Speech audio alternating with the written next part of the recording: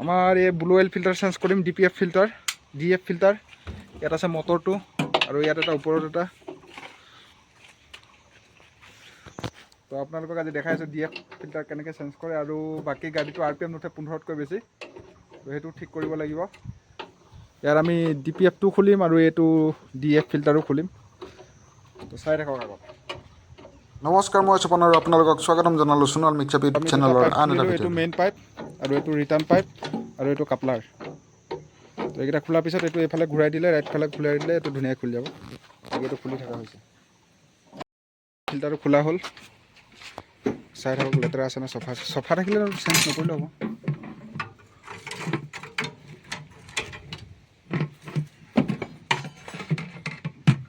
চফাই আছে নহয়, চফাই আছে, ঠিকে আছে। ফিল্টাৰ এইটো লগাই থৈ দিয়ে, এইটো লগাই থৈ দিয়ে। ফিল্টাৰটো একো প্ৰব্লেম নাই, ঠিকে আছে। এই গাড়ীখনৰ RPM নুঠে 15ৰ পৰা, সেইটো কাৰণে আমি DPFৰ প্ৰথমতে ফিল্টাৰবিলাক চেঞ্জ কৰিছোঁ, DEFৰ ফিল্টাৰবিলাক, আৰু DPF ক্লিন কৰিম। আগলৈকে আপোনালোকে চাই থাকক আৰু ভিডিঅ'টো ভাল পালে লাইক, শ্বেয়াৰ আৰু কমেণ্ট কৰিব, আৰু অলপ আইডিয়া পাব এইবিলাকৰ পৰা কেনেকৈ খোলে DEFৰ ফিল্টাৰ আৰু DPF ক্লিন কেনেকৈ কৰে, এইবিলাক ভিডিঅ'টো চালে গম পাব। এতিয়া আমি যোনটো খুলি আছোঁ এইটো DEF ফিল্টাৰৰ মানে মটৰৰ ফিল্টাৰ হয়, আৰু ওপৰতো আছিল টেংকিৰ ফিল্টাৰ। এইটো মটৰটো ইয়াত থাকে, ওপৰৰ কভাৰটো খুলিলেই মটৰটো এই ভিতৰত ওলাই যায়। লগালে চাগে, নহ'লে ফোন কৰিলে হ'ল। এইটো DPF মটৰ।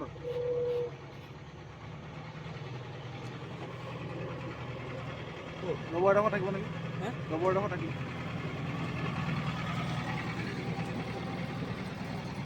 এই নক প্লাছ দি টানিব লাগিব, আছে না? নক প্লাছ দি টানিব লাগিব, না হাতে ওলাব। ভাল বস্তু লগালে বেয়া কথা নহয়, বাদ দে, লগাই থৈ দে।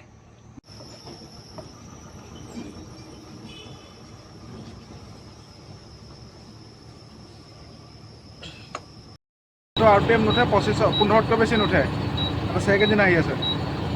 এই প্ৰব্লেমটো আমি চৰ্ট আউট কৰিব ট্ৰাই কৰি আছোঁ।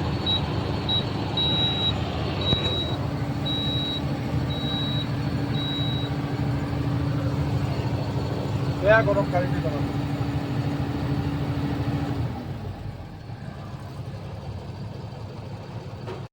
এইটো হ'ল আমাৰ DPF ডিজেল পাৰ্টিকুলাৰ ফিল্টাৰ, আৰু এইটো DPF চেঞ্চৰ। এইটো তো আমি এই DPFটো ক্লিন কৰিম হাৱা মাৰি কিনে, আৰু DPF চেঞ্চৰটো চেঞ্জ কৰি চাম। যদি ঠিক হৈ যায় তো ঠিকে আছে, যদি নহয় ইঞ্জেক্টৰৰ প্ৰব্লেম ওলাব। আমাৰ মালিক মহাজন, বহুত দিনৰ মূৰত দেখা পালোঁ এইটো।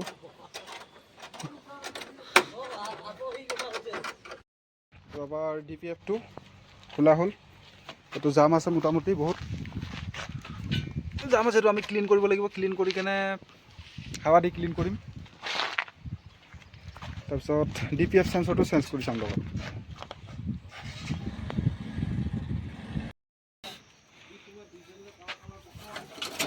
উপায় নাই, জীৱনে ক'লা হৈ গৈছে, আৰু এইটো কাপোৰটোনো কি সাধাৰণ বস্তু, জীৱনে ক'লা ক'লা হৈ গৈছে। চাইলেঞ্চাৰো ক'লা হৈ গৈছে, চাওক আপুনি। আমি চাইলেঞ্চাৰটো ক'লা হ'ব বুলি গম পাওঁ নহয়, সেইটো কাৰণে ক'লা পোছাক পিন্ধি আহিছোঁ। মই তাক কৈছোঁ DPFটো খোলাই দেচোন বোলে, মইতো নাই মানুহটো সেনেকৈ কৈছোঁ। আমি মানে এয়াৰ প্ৰেছাৰৰ হেল্প লৈ কিনে আমি DPFটো ক্লিয়াৰ কৰি আছোঁ, এইটো ক্লিন কৰি আছোঁ। এইবিলাক দেখিছে নহয়, নক্স হয়, এইবিলাকে কাৰ্বন হয়, এইবিলাক জমা হোৱাৰ কাৰণে গাড়ীটো RPM নুঠে।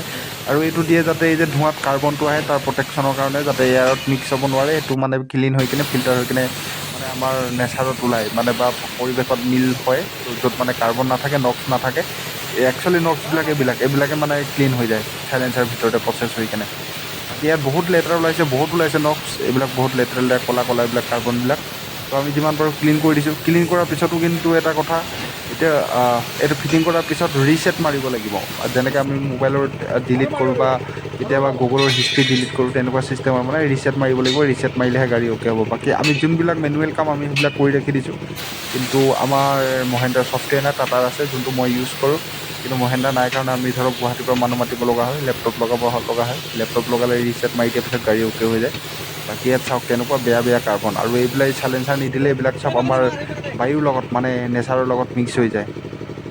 এই চিষ্টেমটো দিয়াৰ কাৰণেহে মানে এইবিলাক যাতে চাইলেঞ্চাৰ ভিতৰত লাগি থাকে আৰু প্ৰচেছ হৈ কিনে মানে ক্লিন হৈ যায়। যেতিয়া অভাৰ হৈ যায় তেতিয়াহ'লে মানে এই গাড়ী এনেকুৱা প্ৰব্লেম দিয়ে। তেতিয়াহ'লে চাইলেঞ্চাৰ খুলি চাফা কৰিব লাগে, তাৰপিছত ৰিচেট মাৰিব লাগে, কিবা কৰিব লাগে, এইবিলাক ঝেমেলা BS6ৰ গাড়ী। ঝেমেলা বুলি নহয় একচুৱেলি, নেচাৰৰ কাৰণে এইবিলাক ভাল। বাকী লাইক কৰিব, কমেণ্ট কৰিব, শ্বেয়াৰ কৰিব দেই।